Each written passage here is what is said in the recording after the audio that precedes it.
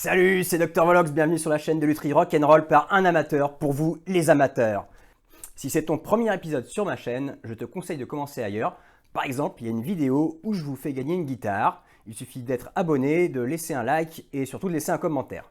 Donc, cette semaine, j'ai fini la télécaster du confinement, mais ça m'a pris du temps et puis je bossais à côté, donc j'ai pas eu le temps de vous faire une vidéo.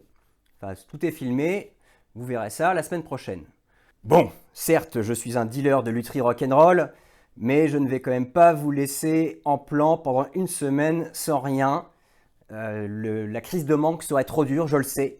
C'est pourquoi je vous propose un petit épisode où je vous présente ma première guitare.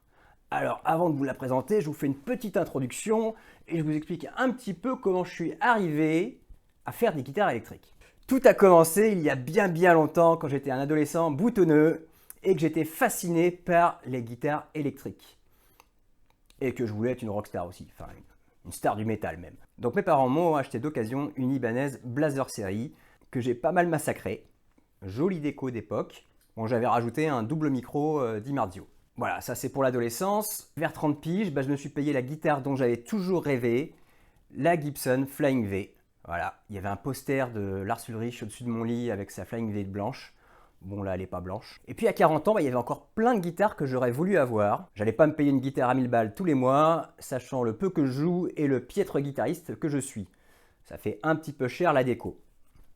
Et je me suis dit, tiens, pourquoi pas faire des kits. Alors quand je suis allé regarder des kits sur internet et que j'ai vu les petites photos, je me suis dit, mais ça je peux le faire en fait, il n'y a rien de très compliqué. Bon, alors c'est vrai que j'ai grandi avec un papa passionné de menuiserie et super bricoleur. Donc forcément, j'ai pas peur du bois. Donc je me suis lancé dans la fabrication d'une première guitare. Alors j'ai fait ça, une Firebird, avec un manche pris sur une Strat à 50 balles de chez Easy Cash, un corps en contreplaqué et finition Metal Fleck, résine fibre de verre. J'ai beaucoup appris en la fabriquant, mais... Bon, elle était un peu pourrie cette guitare, en plus elle avait un manche vissé, donc c'était ma première. Oui, voilà, oui, j'avais fait un manche vissé, c'était ma première, on fait des erreurs. Puis moi, à l'époque, je savais même pas qu'il y avait des tutos sur Internet. Voilà, donc voilà, j'ai fait une erreur, c'était mon erreur, je compte sur vous pour ne pas la faire. Après, j'ai enchaîné sur une guitare dont j'avais toujours rêvé, une Ibanez Iceman.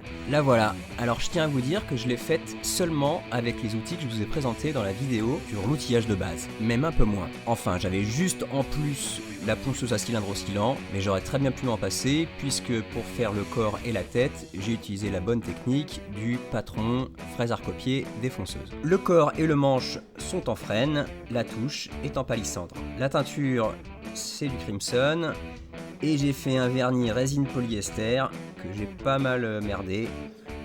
Bon, ça se voit pas trop sur les images en fait, il y a vraiment plein de défauts. J'ai mis 2 coups de défonceuse sur la touche, que j'ai rebouché à l'époxy et que j'ai teinté au marqueur. Bon, mon angle de renversement devait être assez loin des 3 degrés que j'avais prévu.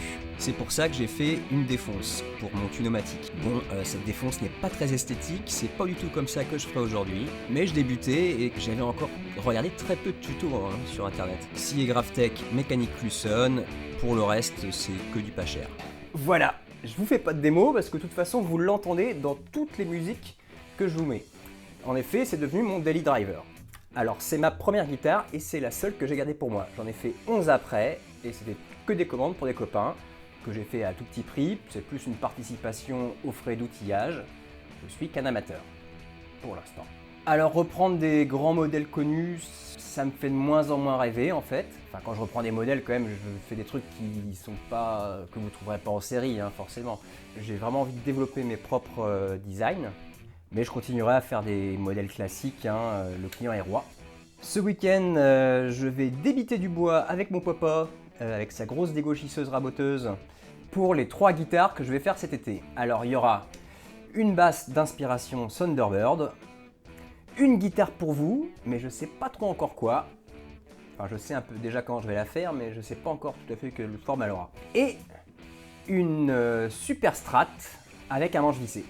Voilà. Donc j'ai pris un stagiaire qui s'occupera du manche vissé. Il y a des gens qui m'ont demandé ouais c'est bien quand même que tu fasses un manche vissé. Et un client aussi m'a demandé un manche vissé. Donc j'ai pris un stagiaire, je ne me salirai pas les mains, mais on verra comment faire un manche vissé. Voilà. La semaine prochaine, je vous fais la vidéo de fin et de reveal de la télécaster du confinement. D'ici là, amusez-vous bien, and don't forget to rock and roll!